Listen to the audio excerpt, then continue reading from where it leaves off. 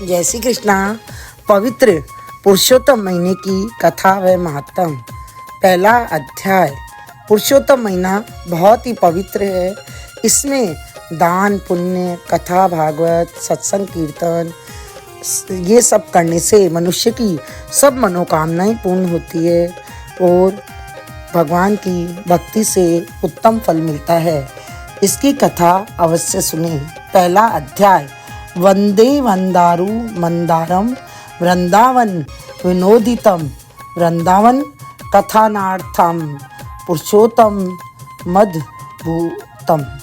बोलिए पुरुषोत्तम भगवान की जय। कल्प वृक्ष के समान फलदाता वृंदावन में विनोद विहार करने वाले अनेक कलाओं के स्वामी श्री पुरुषोत्तम भगवान की मैं वंदना करता हूँ। यज्ञ करने हेतु नैमिषारण्य में देवल, असित, पेल, सुमंत, पिपलायन, सुमति, काश्यप, जाबाली, भृगु, अंगिरा, वामदेव, सुतीक्ष्ण, शरभंग, पर्वत, आप, स्तंभ, पांडव, मांडव, अगस्त्य, कात्यायन, रथितर, ऋभु, कपिल, रम्य, गौतम, मुद्गल, कौशिक, गालव, ऋतु, अत्रि, भ्रभु, ऋत्रत, शत, बुद्ध, बोधाय, वसु, कौंडन्य, पृथु, हरित, धूम्र, शंकु, संकृत, शनि, विभांडक, पक, गर्ग, कणाद, जमनादिक, भारद्वाज, धूमप, मौन, भार्गव, करकर, शौनक, सतानंद, विशालाक्ष, विष्णु, वृद्ध, जर्जर, जंगम, जय,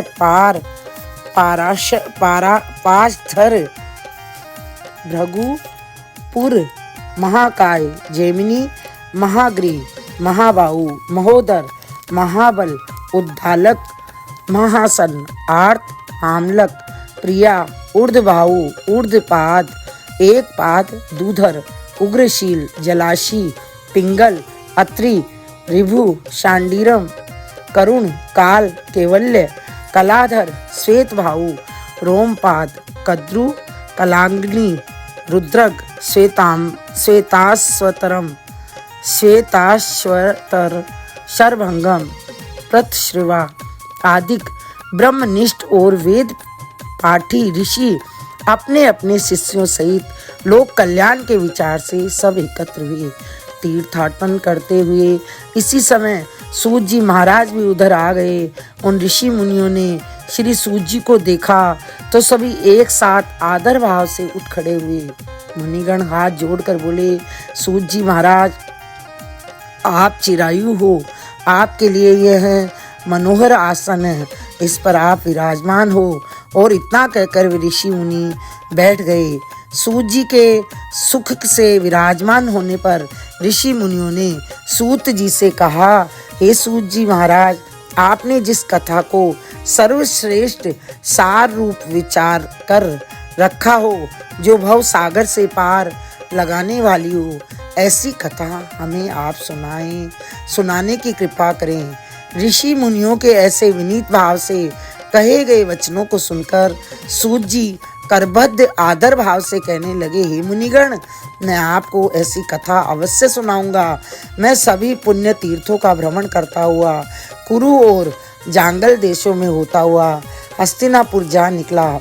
वहाँ सुना कि महापुण्यात्मा राजा परीक्षित अनेक मुनियों सहित अपने राज्य को त्याग कर गंगा तट पर आए हैं। हे ऋषिजनों, मैं वहाँ अपने मन की शंकाओं के समाधान हेतु गया तो वहीं मैंने भगवान के महातेज से युक्त प्रतापी महामुनि श्री सुखदेव जी के दर्शन का लाभ पाया। महामुनि श्री सुखदेव जी को जब अन्य ऋषियों ने दूर से देखा तो सबके सब एक साथ हाथों को बांधे खड़े रह गए।